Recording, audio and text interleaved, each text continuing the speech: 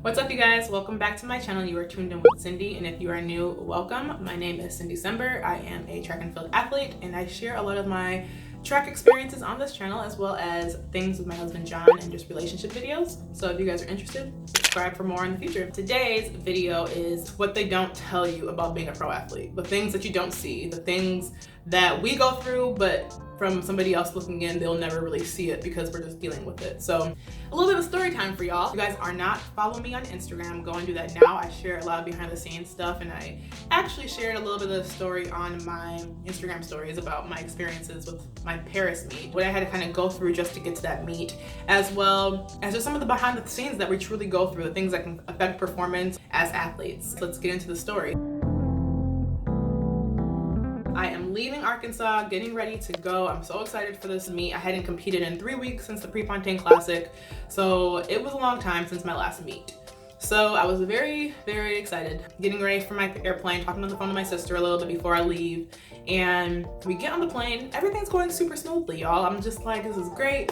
You know, I'm about to get there tomorrow, have a day where I can just adjust, and then, you know, all that good stuff. I get on the plane, the pilot's like, hey guys, we're gonna get you guys there safely and it's gonna be a great day. Literally, I kid you not, 45 seconds later, he's like, actually, I know I just told y'all that, but we got some issues. So I'm in a very small airport from where I live. I used to live in a big airport when I was in Michigan, but since I moved recently, the airport I'm in now is tiny. So I have to go to bigger airports to fly out to different countries most of the time, and that's a bit of a hassle for sure.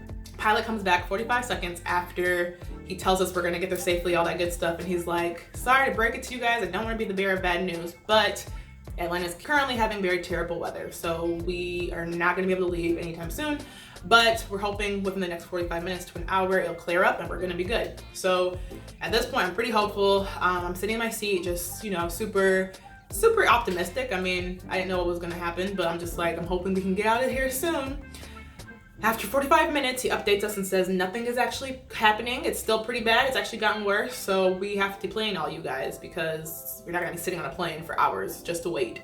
So we deplaned, we all got in a line. I'm trying to get in line, talk to the flight attendants, or people who are working at the desk, to see if they can possibly give me a new connection, because my Paris flight was literally like an hour after I was to land. So I was to land in Atlanta and I was supposed to go straight to Paris on the next flight. And with the way things were moving, I was concerned I wasn't gonna make it. So anyways, talk to the flight attendant. What is that sound?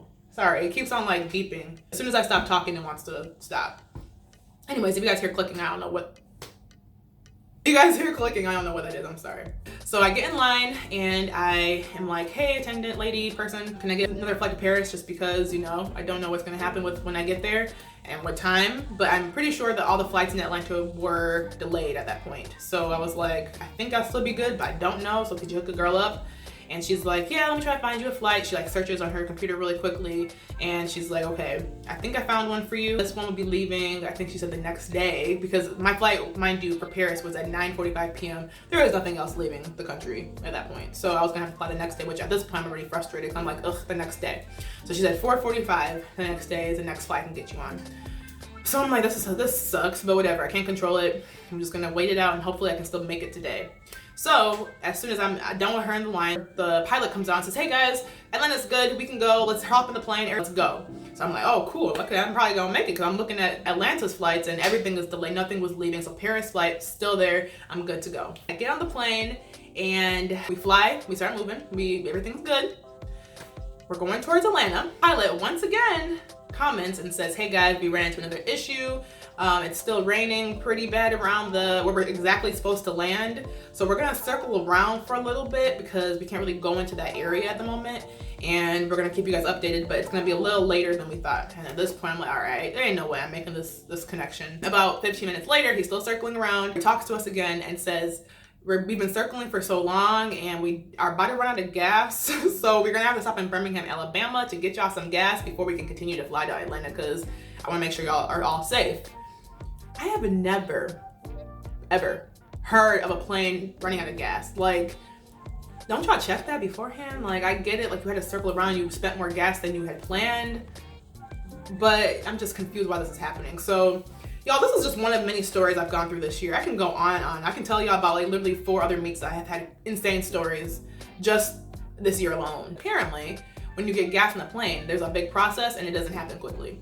So we're in Alabama, another hour or so. We're just sitting there. At this point, I'm actually pretty hungry because I was planning on getting dinner at Atlanta, kind of plan my life around my travel plans, you know? Bad idea, I guess. I actually forgot my protein bars and a lot of my snacks at home. It was just a crazy weekend. After that hour of just sitting there waiting for him to fill the gas, and then they had to do some security protocols, we finally left. And we're flying back to Atlanta, and he said, everything's good, we're good to go. We're gonna fly into Atlanta airport. Weather is better, let's go. So we went up there, came down, we were in Atlanta. I'm looking, I turned on my Wi-Fi on my phone on the plane, and I see that my plane still hasn't left. And I'm like, oh, okay, Paris flight's still there, I'm good. Because everything's delayed, they couldn't leave the country because of the rain, so they were delayed too by a couple hours. So I'm like, oh, perfect, I'm great, I'm good to go. And they set us there for another 30 to 45 minutes. I'm like, I want to make my connection. You already took 3 to 4 hours of my day. I know it wasn't in your control with the weather, but I'm trying to go so I can make this plane. And they weren't letting anybody off the plane. They were moving all slow. The pilot was trying to make all jokey jokes and laugh. I'm like, dude, I appreciate you trying to make this a humorous situation, but your girl's got to go. So I was sitting there frustrated with my bag, like trying to leave, but they wouldn't let me leave. And then eventually, like, okay, guys, we're all clear to go. You guys can leave. I took my bag so quickly, y'all, and I sprinted out that thing. So I started running towards my gate. I'm sweating. I have my carry-on. I have my little travel roller bag, and I'm running up some stairs. I'm running all across the airport. People are like, "Ooh, this girl's probably got somewhere to go." And I'm like, "Yeah, I do." So I'm looking at my phone, and I'm like, okay, it still says they haven't left, but they were boarding. So I'm like, I think I might be good. And so I'm sprinting to my gate, looking on the board to make sure they didn't change the gate. Eventually I get there, and they're like, sorry, this plane has closed 10 minutes ago. 10 minutes. Y'all, I would have made this flight had he not stopped for the gas. Frustrating, very, very frustrating. So they wouldn't let me on. I was a bit frustrated with Delta, I'm gonna be honest, because they didn't just like let me get on this plane, because they hadn't left, y'all. They were still kind of there, and I don't know if they were taxing or anything. I'm like, can I just get on this plane? Like, please, can y'all wait like a quick second for me? Like, anyways, I was over this day at this point. I was so frustrated. I gave John a call. He was frustrated equally with me. He's like, what kind of foolishness is this? The story is ridiculous. So I was just like, I'm just tired. I don't even know. And I look at my phone, and apparently they had rebooked me for a flight from Atlanta to Boston the next day to Paris. I'm like, why do I have to go all the way to Boston? I just flew to Atlanta. What are y'all doing? And didn't you put me on a 4 o'clock flight already? Like, y'all put me on a 4 back in Arkansas when I stopped. And they were just like, oh, sorry, but that flight is full. I don't know where your name went. We had to put you on a new flight. I'm like, okay, yeah, I must be getting punked. Actually, no, this wasn't even the funniest part, because the story goes on the next day. I'm trying to figure out my hotel, where my hotel is, all this situation. I'm just like, I'm tired. I just need to go to bed. I don't have time for this foolishness. So John's like, give me your Delta number. I'm about to call them right now and talk to them myself. So I'm like, thank you, husband. Thank you. Very, very grateful for you. So he calls them, he talks to them. He was able to get me on standby for a 3 o'clock flight and a 4 o'clock flight. So there was 2 other flights. They were like, oh, they're all full. He's like, just put her on standby. I have status. Hopefully they'll put me on there when somebody else doesn't show up. To the hotel, and they're like, oh, we have no more rooms for you. I'm like, my agent literally booked a room for me. Why don't I have a room? I should have a room. Like, my name is on the list. Y'all, we paid y'all money. And they're like, yeah, but we don't have any more rooms. And I'm just like, okay, y'all don't give me a room tonight. Like, I don't have time for this. I'm already tired. I booked a room. We paid you money. Why don't I have a room? I don't understand. And so the manager comes out. He's like, hey, we actually do have one more room. Like, the lady didn't know what she was talking about. And it's just not gonna smell the best. For some reason, there was some smell issue with it. I'm just like, can I get some food? Like, can you give me some food for free at least? And he's like, oh yeah, go take some snacks. So I found like this little like chicken pot pie they had in the fridge, and I just took it, and I took a little salad for the next day, and I took a Gatorade. I was just taking all the stuff I could find because I was like starving, y'all. I had not eaten. I was planning on having a meal, but I never had one.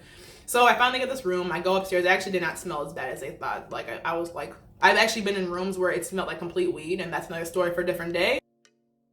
Went to sleep, woke up, found out that I was already accepted on the standby flight. That was a win for the day. I'm freaking happy. I'm like, finally, get me out of this place. And we get on the plane, and it's like an hour later, again, hours. I told you, it takes forever. And they're like, hey guys, sorry it's taking us so long to leave, but we're looking for a passenger's medication, and we have to keep looking, and we're gonna try to sort it out. So give us some time, and we're gonna figure it out. I'm already just annoyed with this whole trip. Please let us just leave. And so like 45 minutes later, they're not updating us, and everybody's like, hey, what's an update? Can we please leave? Because we have places to go. They reply, they're like, okay, we finally found her medication, but we weren't supposed to do that because they couldn't, like, they're not technically supposed to go under the plane and get the bags they already took and find things in it. So like, now we have to wait to make sure security is okay with it for us to leave, because we shouldn't have done that. At this point, I was like, all right, this is a joke. I must be in La La Land, because how many things do I have to go through to get to Paris? Like, I just want to go to race. Like, I literally just wanted to get there to race. So they figured it out. 2 hours later, we finally get taxiing. We fly. I land in Paris. So I land in Paris at like 7 a.m. I still had an hour drive from the airport to my hotel room. And then it's so funny because as soon as I get to Paris, I'm like, okay, it's been about over a day and a half since everything had started. I'm just ready to sleep. I get to my hotel room. I'm like, oh, finally. I kid you not, I'm like taking some stuff off the shower and I'm just like, this is perfect. And then I hear some knocks on my door. I'm like, who's here? I was just confused. I'm like, I'm trying to sleep. I've been up for a very long time. It's anti-doping. I'm supposed to get drug tested as soon as I get to Paris. And the best part about the story is I had just peed beforehand. So I had to wait a longer time so I could pee again. Oh, y'all, I was just like, yeah, this trip, you know what? I can't even be mad at this trip at this point. It was almost comical because I'm just like, I have done everything I wanted to do to race, and it just, so much was happening. So got my drug test. It was fine. They were nice, but I was just still so slap happy and frustrated with that whole trip. I just wanted to share this story because one, not only was it comical because I'm just like, this is a joke. Like, I legitimately felt like it was a joke the whole time. Y'all see our performances and y'all see how we do on TV. You really don't hear about these things that we actually have to go through to get there. Y'all, I was running off of like maybe 6 hours of sleep that 2 days in a row. Like, it was not a lot of rest, and or maybe a little bit more than that, but yeah, it was about 6 hours of sleep. And I had to go run the next day. Like, I had to go do my job and compete. People are expecting us to run at a high level when we go through these things, and somehow I was still able to come through. And I'll show y'all the video real quick. Start so important, and Sember already into her running nice and clean. Amazon tracking behind. Sember stood in the contention. Now Amazon coming through. Amazon pulling away. Share this because y'all need to know that we go through a lot as athletes. This is one of many stories I've gone through, and just to get to a meet, just to race. I've had situations where I was hurt, like literally felt like I was injured 2 days before the race, mentally just so sad, and then the Lord somehow allowed me to feel better the day of the race. So many things. Yeah, we're human, just like everybody else, and we go through the same experiences y'all do. So just understand that there's a lot that goes into putting together the best race. Some people are so rude and say how people run slow and how they don't do this and how they are not performing. First of all, they can't even do it themselves. So I don't understand why a lot of people are freaking commenting on things they can't even do. And second of all, understand that there's a lot that goes into putting together the best race. I just want to share some light on that. And if you guys ever had a crazy travel story too, I would love to hear it in the comments, or just love to hear your thoughts if you guys enjoy these story times. But yes, it's frustrating. Just don't want to deal with any more travel issues right now. Kind of over them, if I'm being honest. So give this video a thumbs up if you enjoyed hearing my story time. Subscribe for more content. I'll see you guys in my next video, and love you guys. Bye.